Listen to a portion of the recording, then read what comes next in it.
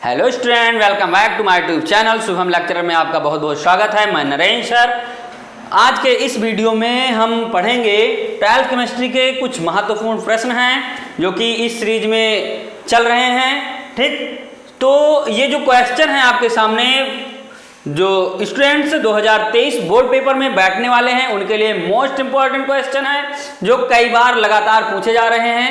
एक 1 ईयर के अंतराल पर, कोई लगातार 1 ईयर पर ही पूछा जा रहा है। ठीक, 1 ईयर के बाद दूसरे ईयर में नहीं पूछा जाएगा तो तीसरे ईयर में पूछा जाता है। और कुछ ऐसे हैं जो लगातार पूछे जाते हैं क्वेश्चन, 1 नंबर में 2 नंबर में आपके आते रहते हैं। ये मिक्सिंग क्वेश्चन है, न्यूमेरिकल प्लस जो ये क्वेश्चन हैं ये मिक्सिंग हैं। ठीक, तो आइए हम इनको देखते हैं कि ये क्वेश्चन कौन से हैं। ओके, तो वीडियो को लाइक और शेयर कर देना। चैनल पर जो नए स्टूडेंट आएंगे चैनल को सब्सक्राइब कर लेंगे ताकि आप लोगों तक नए नए नोटिफिकेशन आप तक पहुंचते रहें। ओके, चलिए आइए स्टार्ट करते हैं। आज का पहला क्वेश्चन, जो फर्स्ट क्वेश्चन है, देखते हैं क्या है। ये देखिएगा आपके स्क्रीन बोर्ड पर। ओके, फर्स्ट क्वेश्चन दिया गया है। ठीक, क्वेश्चन जैसे ही क्वेश्चन पेपर आप लोग या क्वेश्चन पाएं, तुरंत पहले क्वेश्चन को अच्छी तरीके से पढ़िएगा। ठीक, तो आइए हम पढ़ते हैं क्वेश्चन को। सबसे पहले, क्रिस्टलीय ठोसों का अंतर आणविक बलों के आधार पर वर्गीकरण कीजिए। किसके आधार पर? अंतर आणविक बलों के आधार पर वर्गीकरण कीजिए। हर वर्ग का एक उदाहरण दीजिए। 1 नंबर का क्वेश्चन किसी न किसी रूप में आता है, चाहे बहुविकल्पीय में हो या फिर ऐसे लिखने के लिए दिया गया हो। क्वेश्चन कैसे आ जाएगा? ये जो अंतरा अणुक आणविक बल है, ठीक है, क्या है? अंतरा आणविक बल, अंतरा आणविक बल। ठीक, यहां अंतरा आणविक बल के आधार पर वर्गीकरण करना है आपको। तो अंतरा आणविक बल के आधार पर 4 भागों में बांटा गया। कितने भागों में? 4 वर्गों में विभाजित किया गया है। ठीक, फर्स्ट हो जाएगा आणविक, आणविक ठोस, आयनिक ठोस। ठीक है, आणविक ठोस, आयनिक ठोस और सहसंयोजक ठोस, धात्विक ठोस। 4 प्रकार से होते हैं। कितने प्रकार से? 4 प्रकार से होते हैं। ठीक, तो हम लिखेंगे, पहला लिखेंगे आणविक ठोस। क्या लिखेंगे? आणविक ठोस। और ये क्वेश्चन कई बार रिपीट हुए हैं। ठीक, और इसका आने की मोस्ट चांसेज हैं, मोस्ट इंपॉर्टेंट क्वेश्चन है जो अधिकता से आने की संभावना है। ओके, तो मिस मत करिएगा, वीडियो लास्ट तक देखिएगा। इससे भी अच्छे अच्छे क्वेश्चन आपके इस वीडियो में बताए जाएंगे। ओके, चलिए स्टार्ट करते हैं। क्रिस्टलीय ठोसों का अंतरा आणविक आधार पर वर्गीकरण कीजिए। हर वर्ग के एक उदाहरण दीजिए। तो फर्स्ट हमारा क्या हो जाएगा? धात्विक। फर्स्ट हमारा हो जाएगा आणविक ठोस। क्या हो जाएगा? आणविक। क्या हो जाएगा? आणविक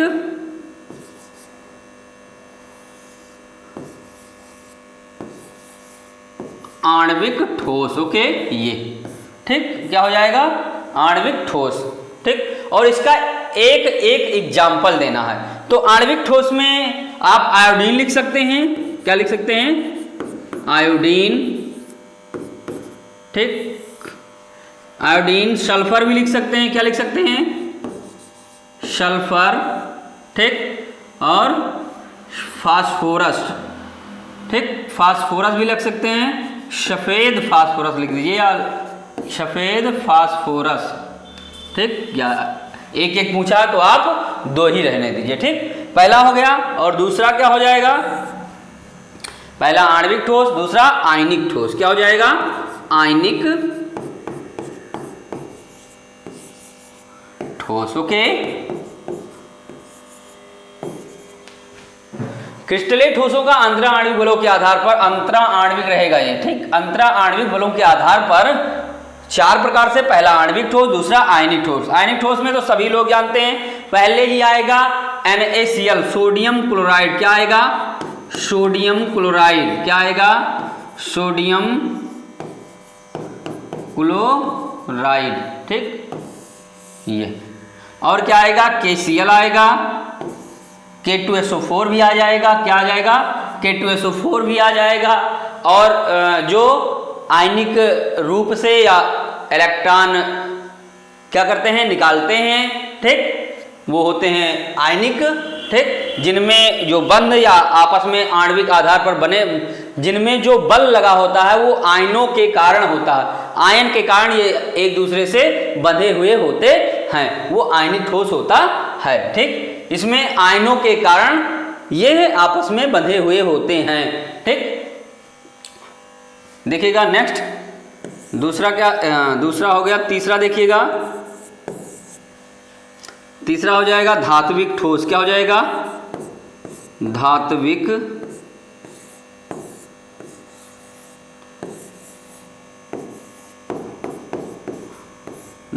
ठोस। अब धात्विक ठोस में क्या हो जाएगा? जैसे सोना, चांदी, सिल्वर, प्लेटिनम, सिल्वर और चांदी एक ही है। सोना लिख दीजिए यहाँ, सोना, चांदी, ठीक, प्लेटिनम, पीटी और लिख दीजिएगा। ठीक है, जितने भी धातु होंगे आपस में जब जुड़ते हैं, जिस बंध के द्वारा जुड़ते हैं धात्विक, वो क्या होता है?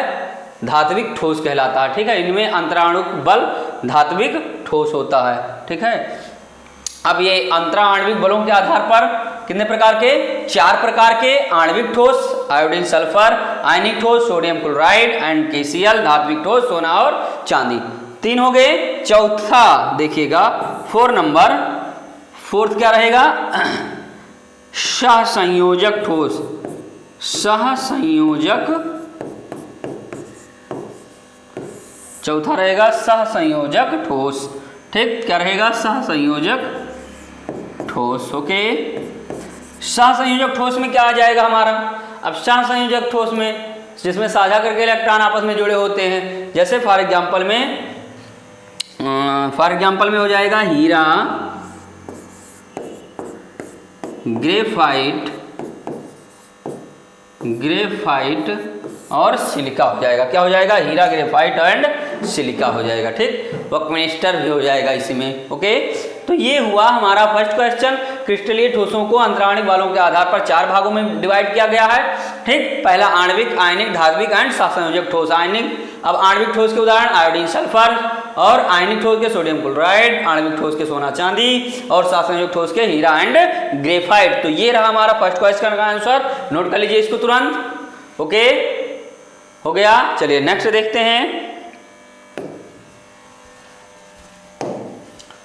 संकुलन दक्षता या संकुलन क्षमता को परिभाषित कीजिए। क्या करना है? संकुलन क्षमता को परिभाषित करना है। ठीक, किसी भी क्रिस्टल में उपस्थित या उपलब्ध, किसी भी क्रिस्टल में उपलब्ध कुल स्थान का परमाणुओं द्वारा घेरा हुआ अंश। ठीक है, कुल स्थान का परमाणुओं द्वारा घेरा हुआ अंश संकुलन दक्षता या संकुलन क्षमता कहलाता है। यह प्रायः प्रतिशत में व्यक्त की जाती है। कहाँ की जाती है? यह प्रायः प्रतिशत में व्यक्त की जाती है कि कितने परसेंट, 2%, 4%, 36%, 67%, 54%, मतलब जैसे हो। देखते हैं, यदि किसी क्रिस्टल संरचना की एकक कोशिका में उपस्थित परमाणु द्वारा कोशिका को घेरा हुआ आयतन V, एक परमाणु द्वारा घेरा हुआ आयतन जो है एकक कोशिका में, वो क्या है? V occupied. OCU का मतलब होता है V ऑक्युपाइड, और एकक कोशिका का कुल आयतन V शेल, यूनिट सेल बोलते हैं इसे। ठीक, V शेल है तो क्या हो जाएगा? संकुलन क्षमता बराबर क्या हो जाएगा? तो संकुलन क्षमता बराबर क्या हो जाएगा? V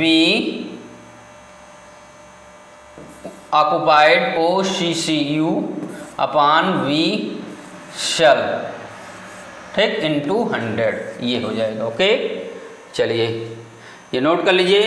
V ऑक्युपाइड रहेगा, ये OCCU का मतलब होता है V ऑक्युपाइड। क्या होगा? V occupied. ओके, एक परमाणु द्वारा घेरा हुआ आयतन। ओके,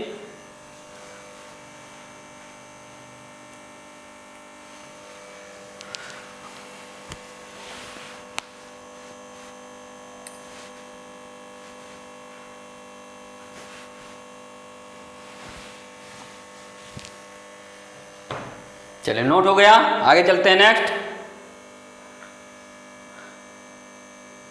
कभी कभी आपको क्वेश्चन ही पूछता है, देखिएगा कभी कभी आपको क्या दिया रहेगा, संकुलन क्षमता का सूत्र है, यही दे दिया जाता है।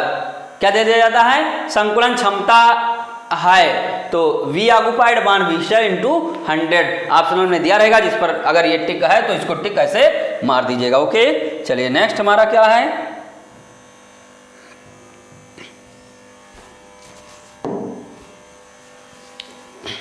नेक्स्ट क्वेश्चन, यप केंद्र क्या है।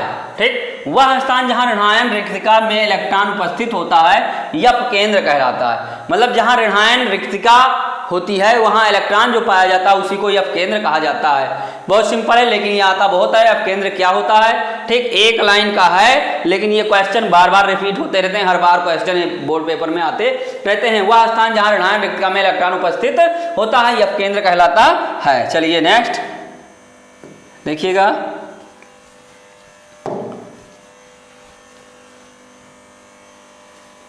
ये भी क्वेश्चन आपके बोर्ड पेपर में कई बार पूछे गए हैं और आते हैं, इसलिए इसको रख दिया गया है। ठीक, देखते हैं क्या है, वेरी इंपॉर्टेंट क्वेश्चन है ये। ठीक, 2 नंबर में आते रहते हैं और जो सीरीज है बोर्ड पेपर का उसमें बहुत आते हैं। ठीक, कई बार आए हैं तो इसलिए हम देखते हैं क्या है।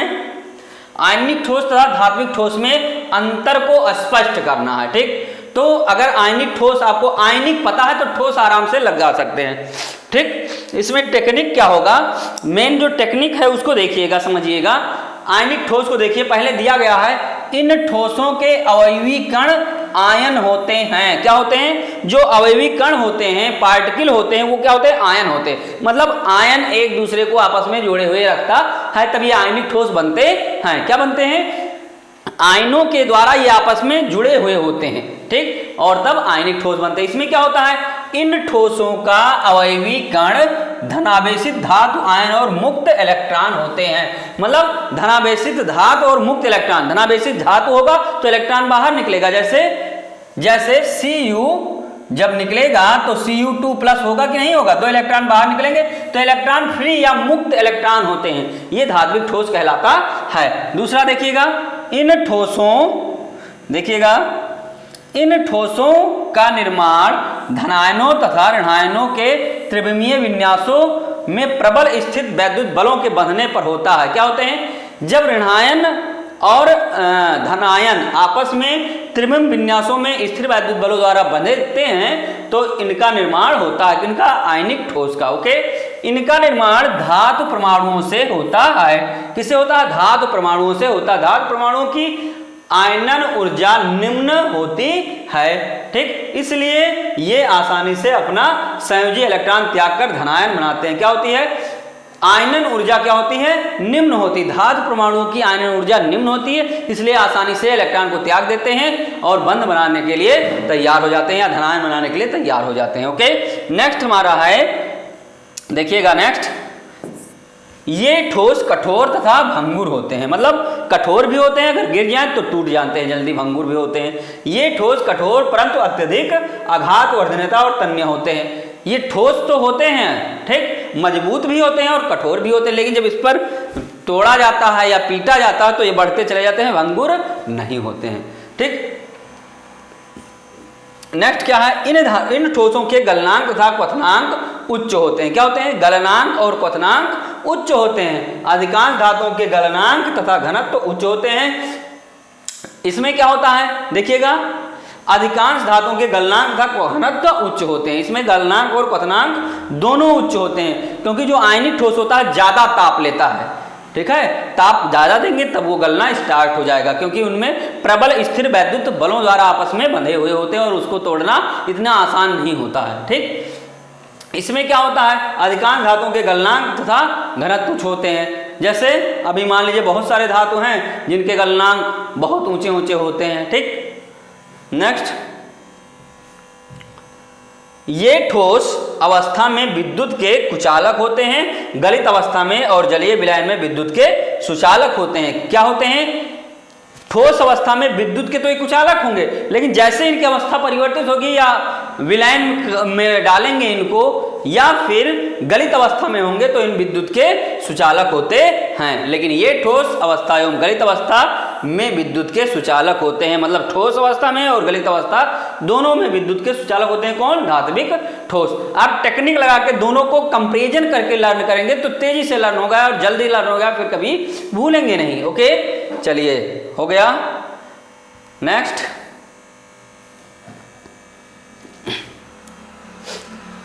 आशा करते हैं समझ में आया होगा। ठीक, एक बार पढ़ेंगे आराम से आ जाएगा, कोई दिक्कत नहीं है। ठीक, जैसे अभी कहा जाए कि जो ठोसों में अवयवी कण होते हैं ये आयन होते हैं, इसमें क्या होते हैं? इलेक्ट्रॉन, फिर इलेक्ट्रॉन होते हैं, धातु धनायन बनाते हैं। ठीक, ये सब होता है। और गलनांक और क्वथनांक आयनिक ठोस के ऊंचे होते हैं, इनके गलनांक और घनत्व भी धात्विक ठोस के उच्च होते हैं। मतलब इस तरीके से आप कंपेरिजन कर करके याद करेंगे तो आराम से याद हो जाएगा। चलिए नेक्स्ट, यूरिया का विलयन क्या है? यूरिया का एक विलयन भारांश 6% है। विलयन में यूरिया तथा जल का मोल प्रभाज की गणना करना है। क्या करना है? यूरिया में जल का मोल प्रभाज ज्ञात कीजिए, जबकि यूरिया का अणुभार दिया गया है। दिखेगा, बहुत ही सिंपल क्वेश्चन है, अगर आप अच्छे से करते हैं तो आ जाएगा। यूरिया का एक विलयन भारानुसार 6% है। भारानुसार दिया गया 6%, मतलब 100 मिलीलीटर विलयन में 6 ग्राम यूरिया मिला हुआ है। कितना है? 100 मिलीलीटर विलयन में 6 ग्राम यूरिया मिला हुआ है। 6% का मतलब हो गया भारानुसार। तो क्या हो जाएगा? यूरिया का अणुभार पहले से दिया गया है, तो विलयन में हमें जल और यूरिया दोनों के मोल प्रभाज की गणना करना है। तो आइए स्टार्ट करते हैं। क्या हो जाएगा? यूरिया का एक विलयन भारानुसार, तो क्या हो जाएगा? यूरिया का भार 100 मिलीलीटर विलयन में यूरिया का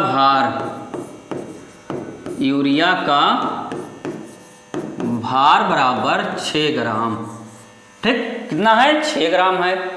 ओके, और जल का मोल प्रभाज की गणना करना है। तो जल का अणुभार जानते हैं कितना होगा? जल का अणुभार, ये लर्न होना चाहिए, हमेशा निकालने की आवश्यकता ना रहे। जल का अणुभार बराबर कितना होता है? 18 होता है। कितना होता है? 18। कितना होगा? 18। ओके, ये तो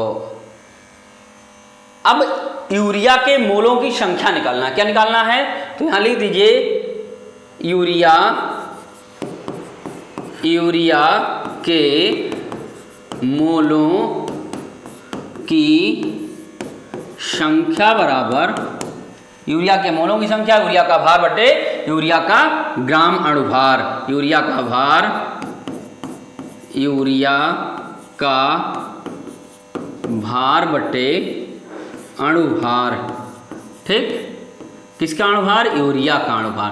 तो ये कितना हो जाएगा? यूरिया का भार बटे यूरिया का अणुभार। तो 6/60 हो जाएगा कि नहीं होगा? हो जाएगा, क्योंकि यहाँ 6 ग्राम यूरिया का भार दिया गया और 60 ग्राम अणुभार यहाँ दिया गया है, देख लीजिएगा। तो 6/60 बराबर 0.1 हो जाएगा। ठीक, कितना हो जाएगा? 0.1 मोल। ओके, अब क्या कह रहा है? अब हमें जल का मोल प्रभाज निकालना है। क्या निकालना है? जल का मोल प्रभाज निकालना है। तो जल के मोलों की संख्या निकालना होगा, तभी तो मोल प्रभाज निकलेगा। तो यहां लिखिएगा दूसरी लाइन में, जल के मोलों की संख्या, जल के मोलों की संख्या बराबर क्या हो जाएगा? जल का भार बटे जल का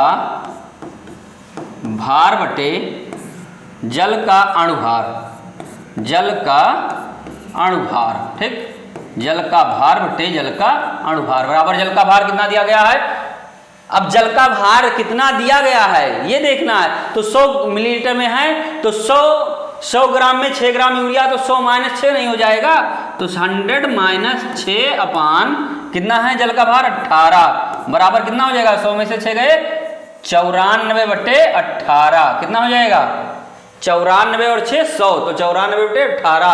अब इसको जब भाग करेंगे हम तो कितना आ जाएगा? ये 18 × 5 = 90। 18 × 5 = 90 494 पॉइंट लगा दिए हम, क्या लगा दिए पॉइंट, ठीक। और 18 दूना 36, 18 दूना 36, 440, ठीक। फिर 18 दूना 36, ठीक। 5.22 आ गया, कितना आ गया 5.22 मोल।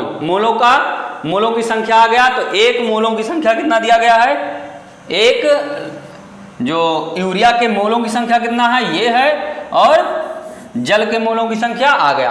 अब हमें मोल प्रभाज निकालने में दिक्कत नहीं होगी, ठीक। अब मोल प्रभाज कैसे निकलेगा, लिखिएगा यूरिया का मोल प्रभाज बराबर, क्या लिखेंगे, यूरिया का मोल प्रभाज बराबर, यहां लिखिए यूरिया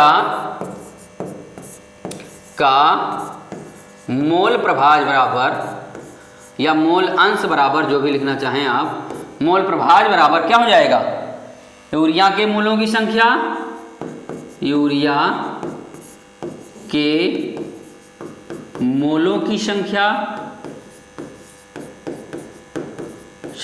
अपान यूरिया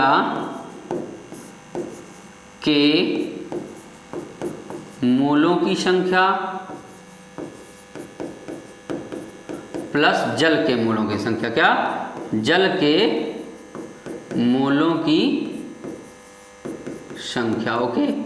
तो यूरिया के मोलों की संख्या दिया गया है, यहां देखिएगा यूरिया के मोलों की संख्या कितना आया है 0.1, कितना आया है 0.1 अपान 0.1 प्लस 5 कितना आएगा 5.22, 5.22 बराबर कितना हो जाएगा 1 अपान 0.1 अपान कितना हो जाएगा 5 और 1 5.32 हो जाएगा, ठीक। भाग करेंगे जब हम इसको तो ये आ जाएगा 0.0188, ठीक। कितना आएगा 0.0188, ठीक। कितना आएगा 0.0188, ओके। मोल प्रभाज आ गया। अब क्या करते हैं हम, यूरिया के मोल प्रभाज हमारा आ गया, अब क्या निकालते हैं जल के मोल प्रभाज। अब जल के मोल प्रभाज निकालने के लिए एक में से इसको या तो माइनस कर दीजिए, या तो क्या करिएगा फिर से यहां लिखिएगा जल के मोल प्रभाज बराबर, जल के मोल प्रभाज बराबर, ठीक। दोनों सही रहेगा, कोई दिक्कत नहीं होगा, ठीक। जल के मोल प्रभाज बराबर 1 माइनस 0.0188, और जब माइनस करेंगे 1 में से इसको तो कितना आ जाएगा, 1 में से इसको माइनस कर देंगे तो ये आ जाएगा बराबर, कितना आ जाएगा, यहां से ऐसे माइनस कर दीजिए 1, यहां कर देते हैं, यहां देखिएगा 1.0000, ठीक। कितना है 0.0188, ओके, 0.0188, ओके। तो 10 में से 8 गए 2, और 9 में से 8 गए 1, और 9 में से 1 गए 8, और यहाँ 9.9812 कितना आ जाएगा 0.9812, कितना आ जाएगा 0.9812। तो ये जल का मोल प्रभाज हो जाएगा, किसका, ये जल का मोल प्रभाज हो जाएगा, ओके। और ये हमारा हो जाएगा यूरिया का मोल प्रभाज, क्या जाएगा, ये यूरिया का मोल प्रभाज और ये जल का मोल प्रभाज। आपको लगाएंगे तो ऐसे लगाएंगे, इतना डिटेल में। अगर क्या करना है आपको, ठीक, यहाँ ये प्रभाज है, क्या है ये प्रभाज, ठीक। अगर आपको ऐसे नहीं करना है कि सर हमें ये नहीं करना है, तो आप इस सूत्र पर फिर से लगा लीजिए, जल के मोलों की संख्या अपान जल के मोल की संख्या प्लस यूरिया के मोलों की संख्या। तो जल के मोलों की संख्या ऊपर 5.3 आ जाएगा, ठीक, क्या आ जाएगा 5.3 आ जाएगा, अपान 5.3 प्लस 1 तब भी आएगा इतना ही 9812 या 0.9812 बोलेंगे, 9812 नहीं बोलेंगे। पॉइंट के बाद एक एक संख्या को एक एक बार बोलते हैं, 0.9812, ओके, नोट कर लीजिए इसको, ठीक। अब क्या करें, भारानुसार 20% पोटेशियम भारानुसार 20%। ये क्वेश्चन बहुत ही बढ़िया है और यूनिक क्वेश्चन है, ठीक। इसको देख लीजिएगा, वीआईपी क्वेश्चन में इसकी गिनती होती है, ठीक। भारानुसार पोटेशियम कार्बोनेट कितना है 20%। भारानुसार 20% पोटेशियम कार्बोनेट विलयन की मोललता ज्ञात कीजिए जबकि अणुभार दिया जाएगा इसका, ठीक है, दिया गया है, देख लीजिए। तो पोटेशियम कार्बोनेट विलयन की मोललता, तो भारानुसार, तो यहां लिखिएगा वही सेम फंडा फिर से अपनाइए, क्या है 100 ml में, ठीक, 100 ml में K2CO3, ठीक है, पोटेशियम कार्बोनेट K2CO3, ठीक। 100 ml K2CO3 में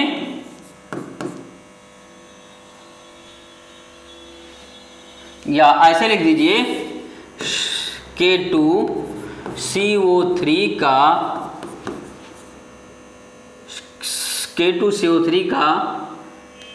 100 ml में भार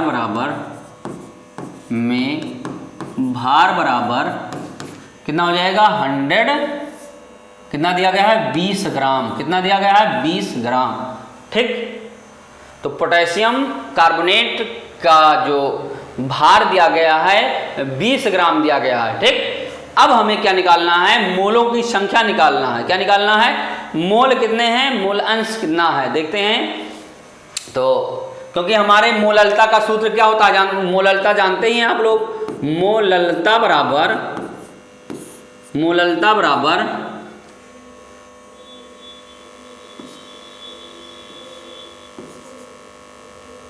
विलेय के मोलों की संख्या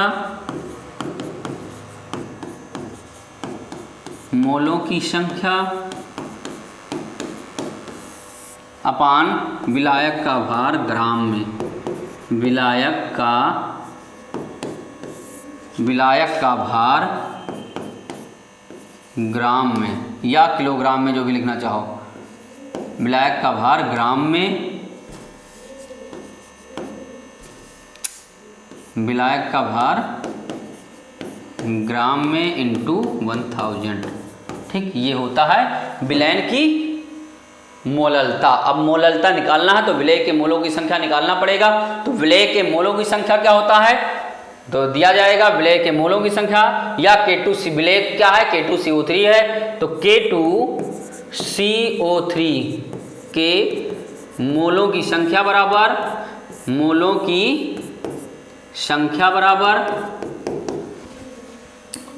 K2CO3 का भार बटे K2CO3 का अणुभार या ग्राम अणुभार, ठीक। तो कितना हो जाएगा, K2CO3 का भार दिया गया है 20 ग्राम, ठीक, अपान K2CO3 का अणुभार दिया गया है, यहाँ निकाल लीजिए K2, तो यहाँ हो जाएगा 2 गुणे 39 प्लस 12 प्लस 3 गुणे 16, ठीक। तो 2 9 18 और 2 3 6 7 प्लस 12 प्लस 16 3 48, कितना हो जाएगा 8 2 10 8 18 और 4 1 5 7 12 1 13, 138, कितना आ जाएगा ये 138, ठीक। तो 20/138 ये मोलों की संख्या हो जाएगा। अब क्या निकालना है, ठीक।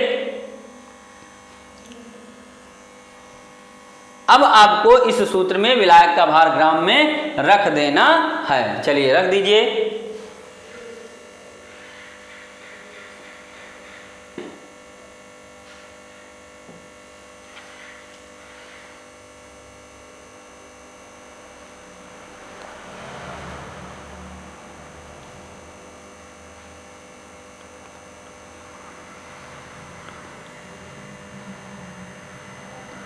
चलिए हो गया, इतना हो गया। अब इसको हम भाग दे देंगे, यदि भाग दे दें तो हो जाएगा 0.144, कितना हो जाएगा भाग देंगे तो 0.144, ठीक। ये हो जाएगा K2CO3 के मोलों की संख्या।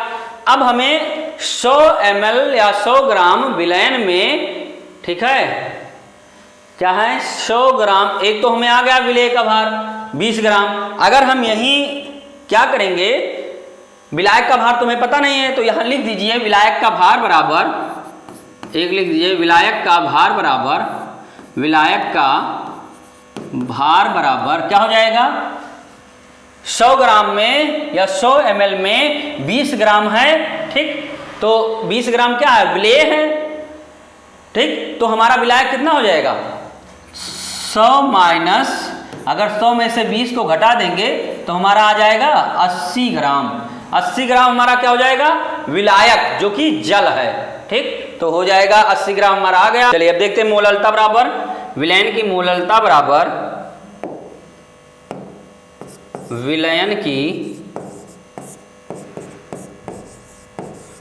मोललता बराबर, विलयन की मोललता बराबर क्या हो जाएगा, विलेय के मोलों की संख्या कितना है 0.144 अपान कितना आ जाएगा 0.144, विलायक का भार 80 ग्राम, ठीक, इंटू 1000। ओके, अब क्या करेंगे, इसको हल कर देंगे, क्या करेंगे, इसको हल करेंगे तो इसको मल्टीप्लाई कर दीजिए तो कितना आ जाएगा 144, कितना आ जाएगा 14430, ठीक, और दशमलव कितने अंक के बाद लगा, 3 के बाद ये, ठीक, तो क्या हो जाएगा अपान 80, ठीक, बराबर 144/80, ठीक, तो क्या कर देंगे 80 से जब भाग करेंगे ये आ जाएगा 1.8, कितना आ जाएगा 1.8, यहां भाग कर दे रहे हैं, देखिएगा 80 भागे 144, ठीक, 80 एक कम 80, ठीक, 4 और 14 से 8 गए 6, ठीक, पॉइंट लगा दिए, यहाँ 0 बढ़ा दिए तो 8 बार ले जाएंगे, 8 0 यहाँ 0, 8 9 64, ठीक, तो ये कट जाएगा।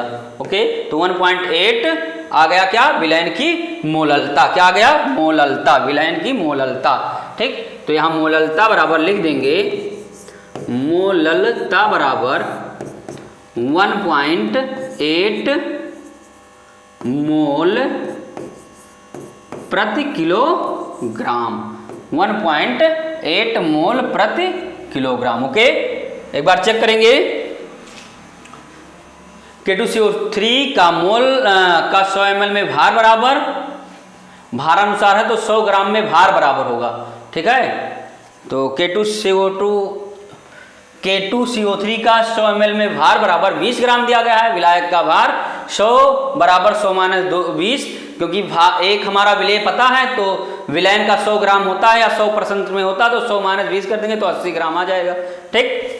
और मोललता तो जानते ही आप लोग, K2CO3 के मोलों की संख्या निकाल लेंगे आराम से, हमारा आ जाएगा 1.8 मोल प्रति किलोग्राम, कोई दिक्कत नहीं है। ओके, आप लोग जब भी लगाएंगे तो एक बार चेक जरूर करेंगे, क्या करेंगे एक बार चेक जरूर करेंगे, ठीक। चलिए हो गया हमारा क्वेश्चन ये, तो स्टूडेंट्स आज का सेशन यहीं समाप्त होता है। ओके, मिलेंगे हम अगले वीडियो में नेक्स्ट टाइम।